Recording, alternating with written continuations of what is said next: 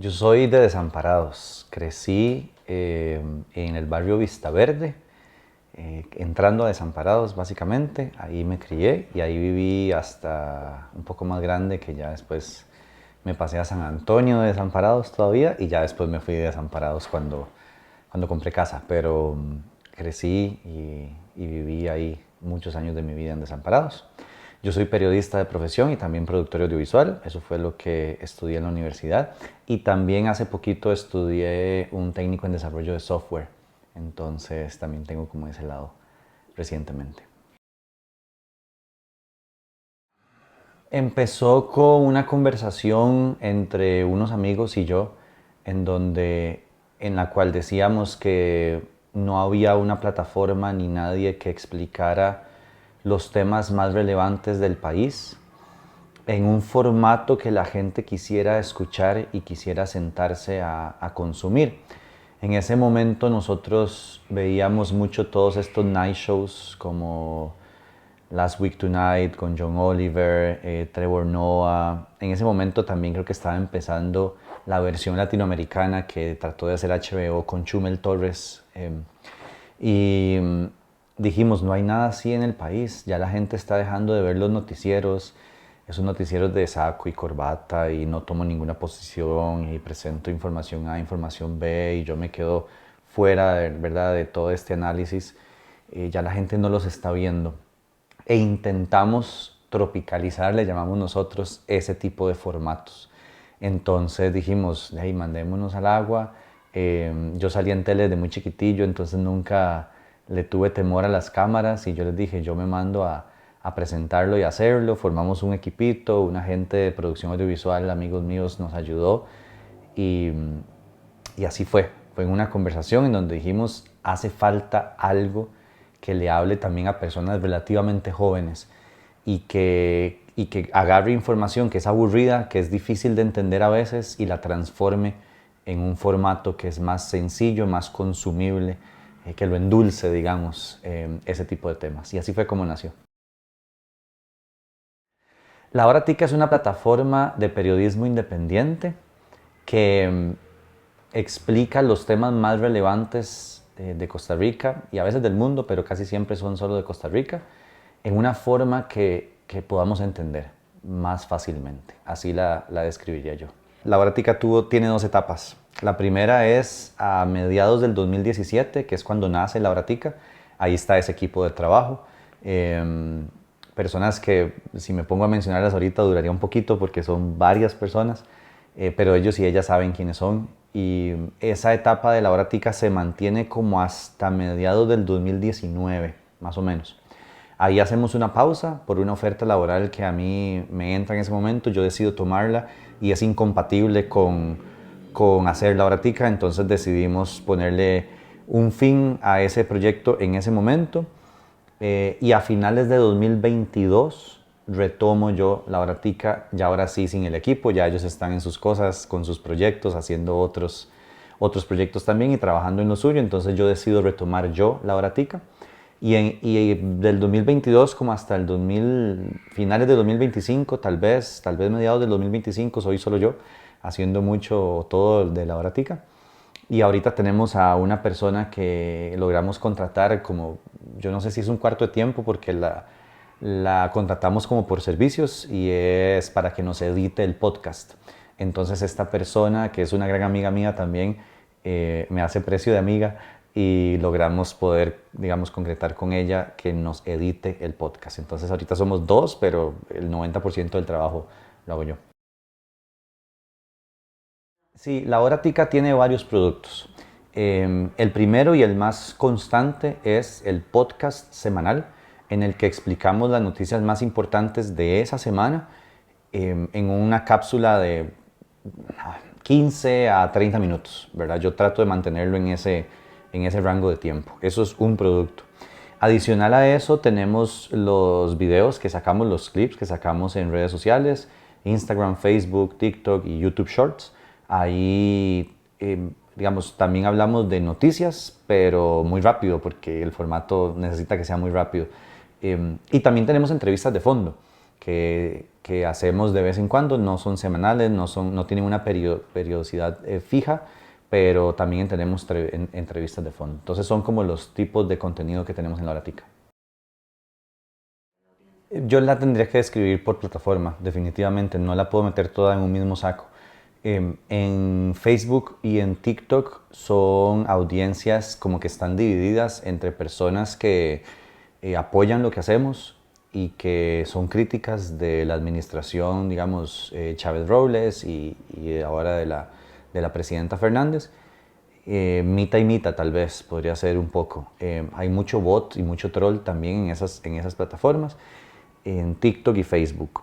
En Instagram es una comunidad diferente. En Instagram una gran mayoría de las personas piensan como nosotros pensamos y tienen los mismos criterios que en La Horatica tenemos. Entonces esa audiencia es un poco más afín a lo que nosotros publicamos y un poco más afín a las críticas también que hemos hecho de las dos administraciones. Entonces, más o menos así yo la dividiría. La otra plataforma es YouTube Shorts, pero ahí hay poco comentario, poca interacción. Ahí la gente más bien nada más como que recibe el contenido, lo ve y listo. Y en el podcast la audiencia es bastante, digamos, más cercana a lo que tenemos en Instagram, que es una audiencia un poco más de apoyo, una audiencia que escucha el podcast porque le interesa mucho informarse y le interesa mucho aprender, más allá de simplemente pelear o discutir como lo hacen en TikTok o en Facebook. Es una audiencia que mientras va manejando, mientras va haciendo ejercicio, mientras está bañando, está escuchando algo que, mira, esto me hace entender dicho tema. Entonces es una audiencia como más reflexiva y que quiere realmente sentarse a escuchar un producto que le pueda aportar algo. En cuanto a edades, vieras que La Horatica no le habla a un público tan joven. No estamos en los 17, 18, 19 años, ahí no estamos. La Horatica está en un grupo etario un poco más adulto joven. Personas que están ya sea terminando su universidad o la acababan de terminar y están entrando al mercado laboral, más o menos como en esas edades podría arrancar el público de La Horatica, y llegamos hasta personas fácil de 40, 45 años, ¿verdad? Que son personas adultas jóvenes, más o menos por ahí nos movemos.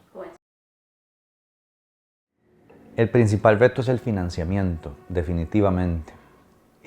Yo he subsidiado La Horatica desde que, desde que arrancamos nuevamente en 2022, desde que yo arranqué. Pero en la primera etapa éramos varios los que subsidiábamos La Horatica con ese trabajo conjunto de equipo.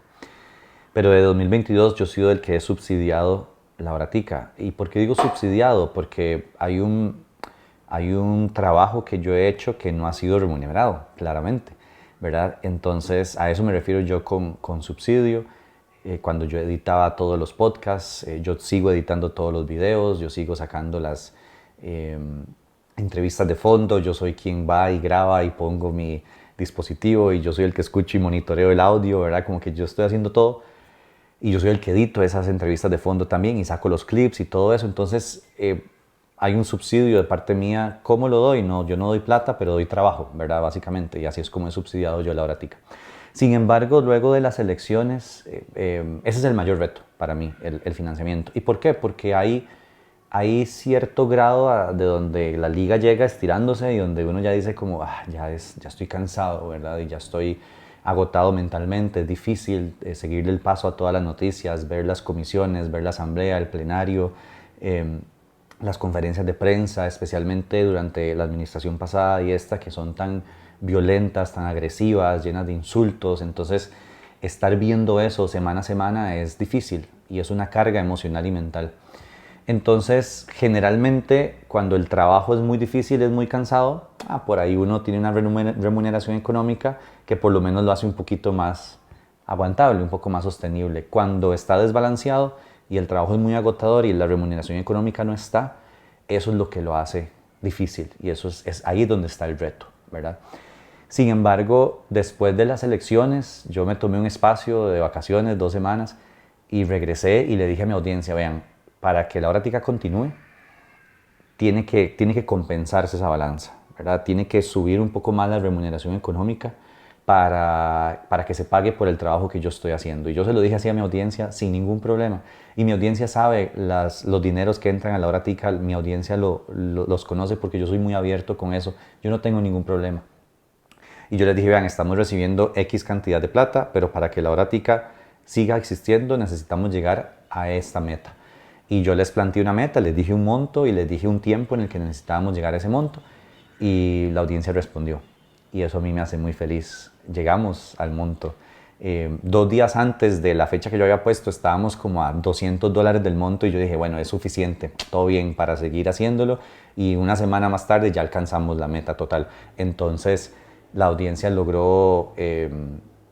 logramos que la audiencia respondiera y que pudiéramos tener ahora sí la balanza un poquito más equilibrada en cuanto a la remuneración económica. Entonces ya entró un poquitito más de plata a la hora tica. Aquí eso se hace a través de Patreon, que es una plataforma que apoya a creadores de contenido y que la gente se inscribe y mes a mes se le deduce automáticamente de la tarjeta. Y así es como lo hacemos.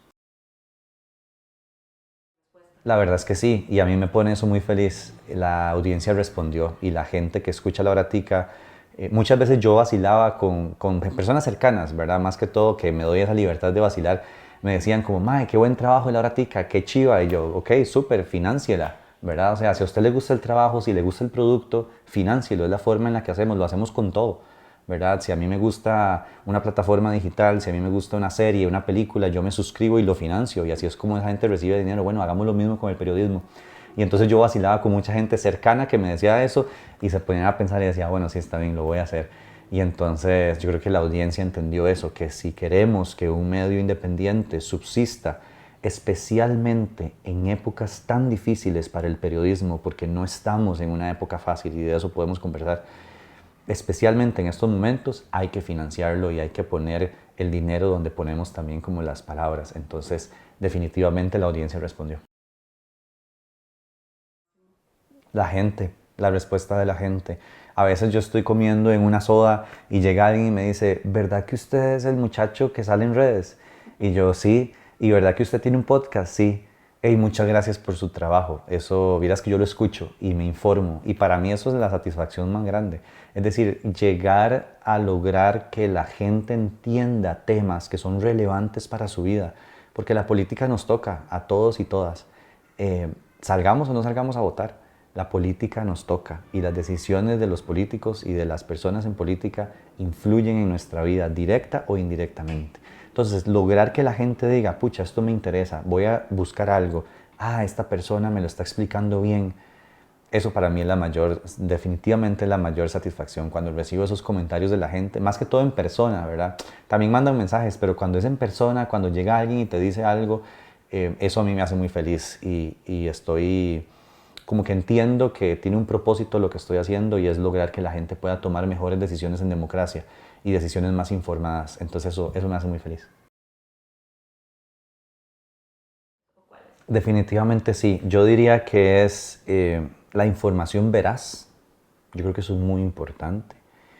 Porque si vos tenés humor y tenés crítica o lo que sea, pero no tenés eso fundamentado en información comprobable, verificada, no estás haciendo periodismo, ¿verdad? Entonces, para mí, la base de todo es la información verificada, comprobable, veraz, que uno pueda emitir. Pero definitivamente el humor es el condimento, ¿verdad? Es el condimento que me hace a mí comerme los vegetales que no queremos comernos, que es la información esta dura. El humor definitivamente tiene que estar. Eh, en la primera etapa de la Horática fue mucho más y fuimos como mucho más sarcásticos, mucho más ácidos en nuestro humor. A partir de la segunda etapa empezamos a moderar un poquito también porque queríamos llegar a otro tipo de audiencia y ese otro tipo de audiencia tal vez no, como que no aceptaba tanto esa chota y esa burla, digamos, más abierta. Entonces como que nivelamos un poco los niveles de burla y de humor, pero siempre está. Y lo tercero que para mí es muy importante y yo creo que es una de las características de la hora tica que nos diferencia de otros medios de comunicación es la opinión. Yo nunca oculto mi opinión a las personas y siempre intento por lo menos de exponer a mi audiencia a otro tipo de opiniones que tal vez no sean iguales a la mía, todo bien, pero yo nunca oculto mi opinión y yo creo que eso viene también de la forma en la que yo percibo el periodismo, a mí me gusta ejercer el periodismo de opinión y creo que esos son los tres condimentos que por lo menos ha hecho que La Hora Tica logre llegar a cierta audiencia que le agrada eso, que no quiere simplemente información A, información B, sino que quiere pensar y quiere analizar y quiere tomar partido y quiere tomar una posición sobre ciertos temas. Información veraz, humor, una sal, ¿verdad? Que se le echa ahí un poquito de humor y opinión. La forma de competir de La Hora Tica está en la explicación.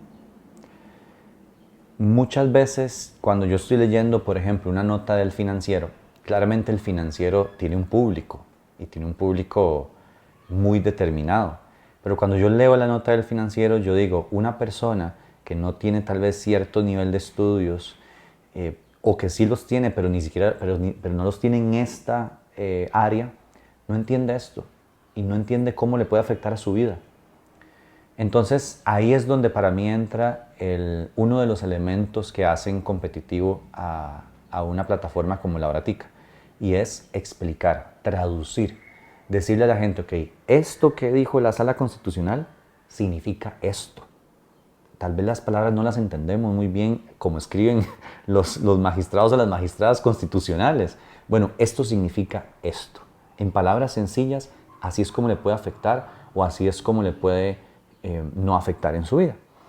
Para mí ahí está uno de los elementos clave, explicar, traducir, lograr agarrar información compleja, difícil de entender y traducirla a, ya entiendo por qué dar los recursos del ROP podría ser perjudicial para nuestra sociedad o para mí que tengo 34 años, ya entendí, ¿verdad? Entonces ahí es donde hay uno de los elementos diferenciadores de La Hora Tica y creo que ahí es donde competimos. Yo creo que son dos temas, el periodismo de opinión y cómo creo yo que debería ser el periodismo informativo. Voy a hablar de esto un momento. El periodismo informativo, creo que hay dos escuelas. Una que dice que se presenta declaración A y se presenta declaración B y listo. Y la gente decide tal vez qué creer incluso. Y esta otra escuela, en este periodismo informativo, que es en la que yo creo, que yo tengo que ver lo que está diciendo declaración A y tengo que ver lo que está diciendo declaración B, y yo como periodista tengo que decirle a la audiencia cuál es la verdad. Ojo, estoy en periodismo informativo, no estoy en periodismo de opinión, estoy en periodismo informativo. En este periodismo informativo, el periodista para mí tiene la responsabilidad de decirle a la audiencia cuál es la verdad. Voy a dar un ejemplo. La presidenta Fernández en su discurso del 8 de mayo y en su día, ¿verdad?, de la toma de posesión, firma un decreto para, y voy a entrecomillarlo, ya no me acuerdo cuántos eran los días, pero para alargar el año carcelario a 360 días, una cosa así.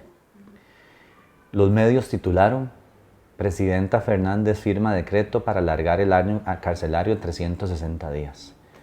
Y yo por dentro pensaba, ese no debería ser el titular, porque el año carcelario ya es de 360 días. Entonces, ¿cuál es el trabajo del periodista? O sea, ¿qué está haciendo el periodista ahí de su trabajo? Porque nuestro trabajo no es simplemente replicar lo que dice la autoridad. Si Laura, y yo puse un tuit sarcástico, y yo dije, Laura Fernández emite decreto para que el sol salga todos los días. Medios titulan con Laura Fernández emite un decreto para que el sol salga todos los días. Porque es que parece que ahí es donde estamos. Y para mí, por ejemplo, si yo hubiera sido un jefe de información de un noticiero, yo titulo con Laura Fernández emite decreto que no cambia nada. ¿Me explico? O decreto firmado por Laura Fernández no cambia o duración del año carcelario. Porque esa es la verdad. Y el periodismo tiene que publicar la verdad. Estoy todavía en periodismo informativo. No estoy yéndome a periodismo de opinión. Entonces, yo creo que en La Hora Tica hemos intentado hacer eso. Cuando en La Hora Tica, por ejemplo, publicamos alguna noticia en donde no está mi opinión, que es como por ejemplo una noticia como con un gráfico, una noticia, un banner, no es un video en donde yo hablo y explico nada. Generalmente a mí me gusta titular así, me gusta titular con la verdad. Me acuerdo que una de las primeras noticias que publicamos fue sobre el decreto para la obligación de la vacuna que emitió el entonces presidente Rodrigo Chávez apenas llegando al poder, apenas asumiendo el poder. Y yo titulé con decreto del presidente no cambia obligatoriedad de la vacuna, porque no la cambiaba, pero él decía que sí y los medios titulaban que sí, algunos medios. Entonces por ahí está un poco lo que yo creo del periodismo informativo y de cómo debería manejarse, digamos, las publicaciones en ese tipo de periodismo. El periodismo de opinión es otra cosa. El periodismo de opinión ya ahora sí incluye la opinión de él o la periodista o el medio de comunicación, ¿verdad? Y se puede ejercer de muchas formas, entrevistas de fondo, programas de opinión, análisis, editoriales en un medio de comunicación, digamos, ya más formal. Y eso es otro género periodístico, es el periodismo de opinión. A mí me gusta mucho ejercer esto. A mí me encanta hacer entrevistas de fondo, me gusta, digamos, recopilar información y con eso, digamos, con esa información crear una opinión que yo le comparto al público y traigo expertos o traigo personas que pueden hablar en el podcast y demás, y eso también me gusta ejercerlo. Entonces, como que yo hago una combinación de esas dos cosas, por ahí va un poco mi visión del periodismo. Tengo 34 años, también acepto que no tengo tanta calle y no tengo tantos años ejerciendo esto, ¿verdad? Y quién sabe si en 15 años yo vaya a pensar diferente, no lo sé. Pero a mis 34 años, con el recorrido que tengo, con lo que yo he aprendido sobre el periodismo, más o menos por ahí anda un poco mi visión de lo que debería ser el ejercicio. Eso depende de dos cosas. El primer paso depende de dos cosas. Porque yo tengo un trabajo en una empresa normal y corriente, es decir, la hora tica no es a lo que yo me dedico full time. Entonces, si yo logro escuchar la conferencia de prensa, si yo logro escuchar el plenario, si yo logro hacer esas cosas, digamos, entonces yo digo, aquí hay una noticia, entonces la apunto por ahí, ¿verdad? Y ya cuando tengo chance y agarro el tiempo, me siento a ver qué fue lo que pasó, a escuchar las declaraciones y entonces redacto yo la noticia.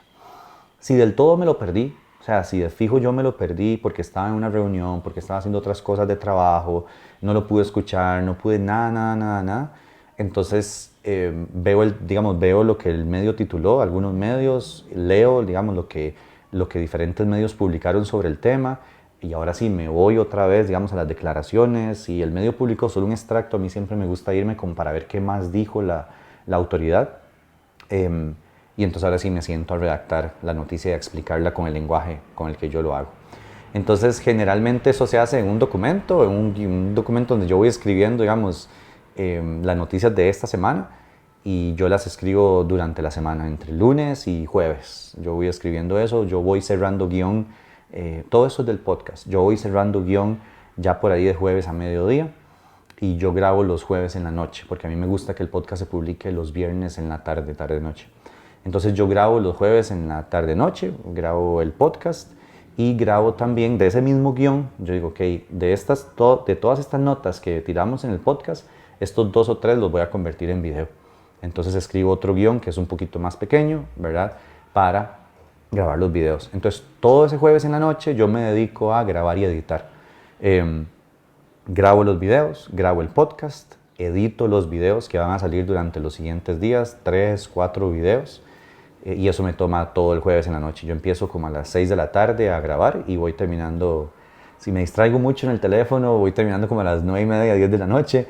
Si no me distraigo, lo logro más rápido. Pero bueno, y entonces le subo a una carpeta a esta persona que nos edita el podcast, le subo la grabación de mi podcast, digamos, en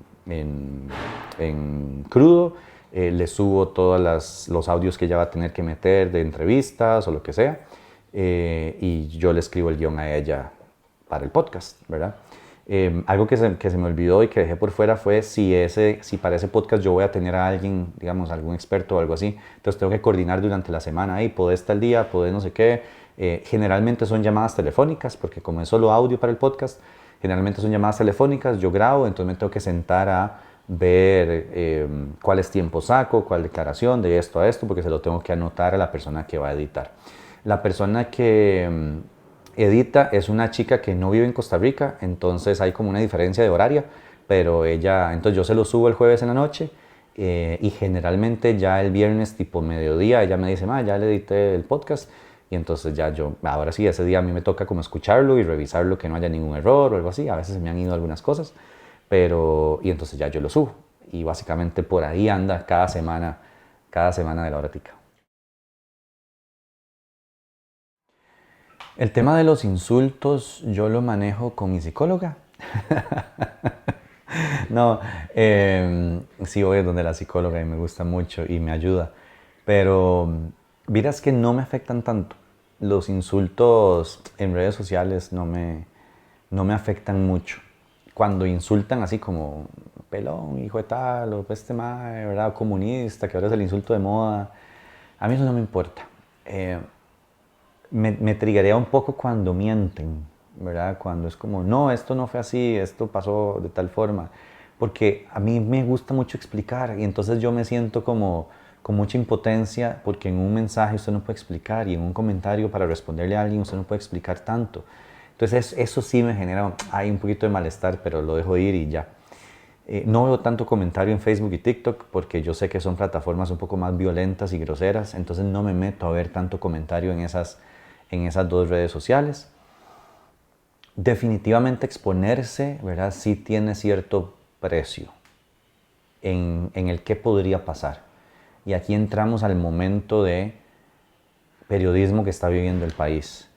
La Horática vivió una etapa del 2017 al 2019 en donde estaba 2017 Luis Guillermo Solís como presidente y a partir del 2018 Carlos Alvarado como presidente. Y nosotros criticamos esas administraciones y nosotros subimos videos criticando acciones. Me recuerdo una entrevista que le hice a la entonces diputada Laura Guido, en donde fue una entrevista bastante fuerte y confrontativa. Eh, Entrevisté también a ese momento a la primera dama, doña Claudia Dobles, y fue una entrevista muy confrontativa también sobre las acciones del tren. Le pregunté sobre Carlos Alvarado y su negación a firmar el tema del aborto terapéutico que duró tanto. Y fueron entrevistas confrontativas, pero nunca sentí yo un miedo de que eso podía repercutirme en alguna otra área de mi vida. Nunca lo sentí. A pesar de que yo apretaba en las entrevistas, como siempre he tratado de apretar en las entrevistas a las y los políticos, y nunca sentí un temor de que podía repercutirme en alguna otra área de mi vida. Siempre me sentí libre de ejercer la profesión y de ejercer el periodismo independiente, siempre. Ahora no. Ahora hay ciertas preocupaciones que están en mi cabeza para hacer una entrevista, para hacer una llamada, para pullar como puyo a veces. Ya no existe esa libertad. Y a mí eso me genera mucha tristeza, que en mi propio país se estén dando las condiciones, porque la gente dice, los medios siguen publicando, no se ha cerrado ningún medio, no se ha encarcelado ningún periodista. No, pucha, faltaba más, ¿verdad? O sea, gracias. Pero sí hay un ambiente muy hostil en redes sociales, desde las conferencias de prensa gubernamentales, eh, con diferentes temores que uno tiene de que algo de lo que uno pueda publicar pueda llegar a afectarle en la vida personal o en otras áreas de la vida. Y ahí es donde está para mí la dificultad. Y hay un agregado a esa dificultad y es que soy solo yo. Es decir, yo no tengo un grupo empresarial con sus abogados o con sus bufetes que puede defenderme a mí, ¿verdad? Yo no tengo esa asesoría o ese apoyo fuerte. Entonces, eso es otro de los retos que tiene ejercer esta profesión de la forma en la que yo lo estoy haciendo. ¿Algo así? No, nunca. Solo una. Y fue de un director de otro medio de comunicación. Ni siquiera fue de una autoridad gubernamental. Y fue porque yo critiqué a ese medio en uno de mis videos. Y esa persona me llamó y me dijo, te voy a demandar porque estás difamando y no sé qué. Al final nunca se concretó, digamos, la querella nunca llegó. Yo tuve el apoyo en ese momento de las Naciones Unidas. Ellos, no sé si todavía lo tienen, pero en ese momento tenían como un tipo de departamento, no me acuerdo muy bien cómo se llamaba. eh, no me acuerdo si era más bien la Universidad para la Paz. Alguno de esas dos entidades tenía como un tipo de apoyo legal a periodistas independientes y entonces por ahí yo contacté a una persona periodista que yo estimo mucho y me dijo contactarlos a ellos, los contacté, me dieron asesoría legal y me dijeron, bueno, si eso llegara a pasar, aquí estamos para apoyarte. Al final la querella nunca se presentó y nunca hubo ningún proceso judicial. Pero esa es la única amenaza que yo he tenido. A mí me entristece mucho que haya venido de una persona, de un colega exactamente que se dedica a esto, pero por dicha nada más. El primer sentimiento que a mí me embarga es de tristeza, porque a mí me entristece mucho, como le dije antes, que Costa Rica esté en ese punto, ¿verdad? Y uno quisiera que las cosas fueran diferentes. Yo creo que el periodismo independiente tiene que aguantar lo más que pueda, hasta donde se pueda. Yo más que nadie creo que entiendo también que hay humanidad en el ejercicio del periodismo y que a veces la humanidad no da para más y que a veces mi familia está primero que mi profesión o las personas que tienen hijos o hijas, ¿verdad? Que están esas personas antes que el ejercicio de mi profesión y yo lo puedo entender, definitivamente lo puedo entender. Pero me entristece mucho que el país esté en esa situación. Aquí, desde que yo tengo uso de razón, nunca ha existido una amenaza tan grande para el periodismo, de nuevo, desde que yo tengo uso de razón, para el periodismo como la hay ahorita. Entonces, yo quisiera que las cosas fueran diferentes definitivamente. ¿Hacia dónde vamos? Me es difícil un poco porque hay una parte de mí que cree que no hemos llegado todavía al final del péndulo, ¿verdad? Creo que vamos para allá, en un péndulo en el que todavía no hemos llegado y que podríamos todavía avanzar más en ese péndulo antes de regresar un poco más al equilibrio. Entonces, yo creo que estamos tal vez como a la mitad de ese péndulo. Ojalá haya suficiente capacidad de reacción dentro de los diferentes actores de la sociedad civil, de la política, para traernos ese péndulo de nuevo para abajo, ¿verdad?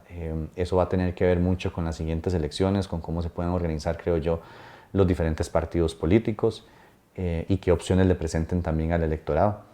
Pero ojalá eso pase y no tengamos que llegar hasta el final del péndulo y el péndulo pueda devolverse antes de lo que yo creo, ¿verdad? Que hacia dónde vamos. Pero definitivamente tiene que haber mucha capacidad, digamos, de autocrítica, mucha capacidad de humildad, mucha capacidad de organización de parte de los diferentes actores políticos para que algo así pueda suceder. Lo mejor que podamos, hacer lo mejor que podamos. Periodistas, ojalá publicar la verdad, siempre, así afecte a quien afecte. Es decir, tenemos que ser fieles a la verdad, siempre. Y yo intento ser fiel a la verdad siempre, desde la información que publico hasta dónde estoy yo, desde dónde estoy yo políticamente, porque yo no tengo ningún problema en decirle dónde estoy yo políticamente a mi audiencia, emocionalmente muchas veces se lo he dicho también a mi audiencia. Entonces, de parte del periodismo, seguir ojalá buscando y publicando la verdad. Y de parte de la sociedad civil, organizarse. Para mí hay mucho poder en la organización, en el trabajo común, en buscar el bienestar de otras personas y no solo el bienestar propio, ¿verdad? Ser un poco menos egoístas y buscar el bienestar de la comunidad, de las personas más vulnerables, de las personas que tal vez no tienen tanta capacidad de razonamiento, entendimiento, educación, organización, ¿verdad? Recoger a esas personas también y hacerlas parte de un grupo más amplio de personas eh, y organizarse. Es la única forma que podríamos cambiar un poco, digamos, el rumbo de hacia dónde se dirige el país. Lo primero que se me vino a la cabeza fue no tengan miedo, pero también esto lo he pensado ya varias veces. ¿Cómo le puedo decir yo a alguien que no tenga miedo si yo mismo he tenido miedo?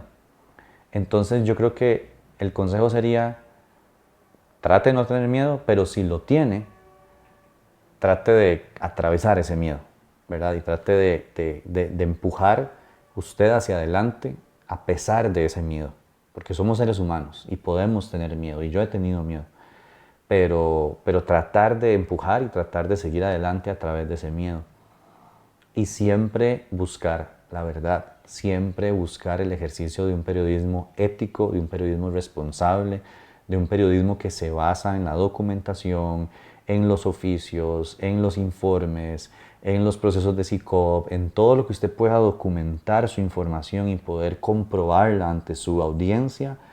Enfóquese mucho en eso, tenga eso en alta estima, que usted pueda comprobar lo que usted está diciendo. Porque para mí ahí es donde yace, digamos, un periodismo bueno, un periodismo responsable, en buscar la verdad y en tener los datos para comprobar y poder respaldar esa verdad.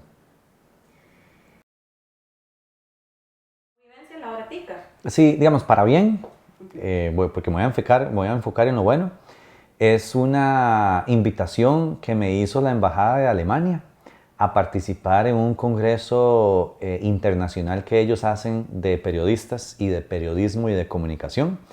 Y entonces me contactaron y me becaron para ir unos cuantos días que dura el congreso. Se llama World Media Forum, si no me equivoco. Y es organizado por la DW, allá en Alemania.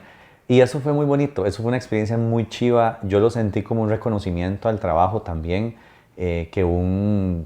primero que un gobierno, digamos, extranjero se fije en el trabajo que uno está haciendo, eh, y también un gobierno importante como lo es Alemania, ¿verdad? Entonces, para mí eso fue muy bonito, fue una experiencia muy chiva. Yo pasé por un proceso como de aplicar y demás, y la DW junto con la embajada me llevaron allá y pasé unos días muy bonitos, aprendiendo muchísimo, conociendo experiencias. Había personas de todas partes del mundo, fue muy rico conversar y conocer las experiencias de otras personas periodistas, de gente de Colombia, gente de México, gente de África que también la vive muy difícil en el ejercicio del periodismo. Entonces también fue como una cacheteadita de realidad de dónde estamos, pero fue una experiencia muy bonita y es una de las mejores experiencias que yo creo que la hora tica me ha traído a mí personalmente y también en mi desarrollo como profesional. ¿Qué pregunta más difícil? Le voy a contar un secreto. Yo no quería estudiar periodismo. Yo llegué a periodismo de rebote. Yo quería estudiar cine. Y yo empecé a estudiar cine en una universidad acá en Costa Rica. Yo empecé a estudiar cine, me pagué los 2 primeros cuatrimestres mientras trabajaba en un call center. Y dije, esto es demasiado caro y no lo voy a poder lograr. Entonces dije, ¿qué se acerca a cine? ¿Qué puedo estudiar que sea parecido a cine? Y dije, bueno, puedo estudiar producción audiovisual. Está bien, pero en ese momento no habían bachilleratos de producción audiovisual, solo habían licenciaturas de producción audiovisual. Entonces tenía que estudiar un bachillerato antes. Entonces yo dije, ¿qué puedo estudiar que me lleve a la licenciatura de producción audiovisual? Y habían 3 opciones: RP, publicidad o periodismo. Yo dije, vi los programas, ¿verdad? Los programas de las carreras y dije, me gusta más periodismo. Pero yo estudié periodismo con la meta de llegar a estudiar producción audiovisual. Y me gustó periodismo. Y así fue como le agarré cariño y pasión. Y ahora sí estudiando periodismo. Me gustó mucho, pero no iba a estudiar periodismo al principio. Me gusta mucho el cine. ¿Qué directores moldean ¿cuál era la pregunta? La narrativa audiovisual, ninguno, honestamente ninguno. Yo ya, digamos, ya como narrativas audiovisuales ya no uso, ya no me baso en eso para hacer lo que hago, sinceramente así, ninguno. Tengo directores que me gustan, digamos, a mí me gusta mucho Christopher Nolan, y me gusta mucho David Fincher, es otro director que me gusta. Pero que yo diga como eso influye en mi narrativa visual, no, eso sería mentir, honestamente. Y la otra pregunta era los deportes. ¿Cuáles me gustan? Todos. O sea, yo siempre he sido una persona físicamente activa, me gusta estar haciendo cosas. Me he metido a cuanto equipo de deportes haya, desde que era chiquitillo en la escuela y el colegio. Pero ahorita me gusta mucho ver fútbol americano. Es uno de los deportes que disfruto, porque la gente cree que el fútbol americano son solo maes fuertes pegándose y siendo muy idiotas entre ellos. Y no, hay hay demasiado estudio en el fútbol americano, hay demasiada lectura, hay demasiado entender qué va a hacer el otro contrincante, qué puede hacer. cómo puedo anticipar sus movimientos. Entonces eso me gusta del fútbol americano y también me gusta el ajedrez. No soy bueno, o sea, no soy tan bueno, es decir, simplemente lo juego para disfrutar, juego mucho con mi hermano, que fue el que me enseñó a jugar ajedrez, y también en línea, pero esos dos deportes me gustan. Obviamente me gusta el fútbol, me jengueo 2, 3 veces por semana con grupos de amigos, y entonces esos deportes por ahí me gustan. Voy a ser 100% honesto. En la medida que el financiamiento se mantenga, la hora tica existe, ¿verdad? En la medida que, bueno, en la medida que el financiamiento se mantenga y en la medida que algo no pase extraordinario que llegue a afectar alguna otra parte de mi vida, espero que eso no suceda. Pero podemos esperar de la hora tica que sigamos haciendo lo que estamos haciendo. Si el financiamiento aumenta, ojalá que la hora tica siga creciendo. Yo no me quiero dejar toda la plata yo, nunca me ha interesado dejarme yo toda la plata. Entonces, en la medida que la hora tica siga teniendo más financiamiento, mi idea es contratar personas para que podamos hacer más productos, para que podamos tocar otros temas también. Porque yo me enfoco en política porque es lo que más me gusta, lo que creo que es más importante, pero también es para lo único que tengo tiempo. Entonces, si yo logro contratar a otras personas, podríamos llevar esto de la hora tica y explicar ciertos temas, a ambiente, a cultura que es tan importante en nuestro país, al deporte. Podríamos investigar otro tipo de información y podríamos presentarle a la audiencia otro tipo de temas que tal vez yo sé que llaman la atención y que yo sé que gustan, pero que no tengo el chance de cubrir ahorita. Entonces, en la medida que el financiamiento se mantenga en la hora tica, vamos a poder crecer y vamos a poder ofrecerle a nuestra audiencia más productos de diferentes temas. Por ahí es lo que la gente puede esperar de la hora tica.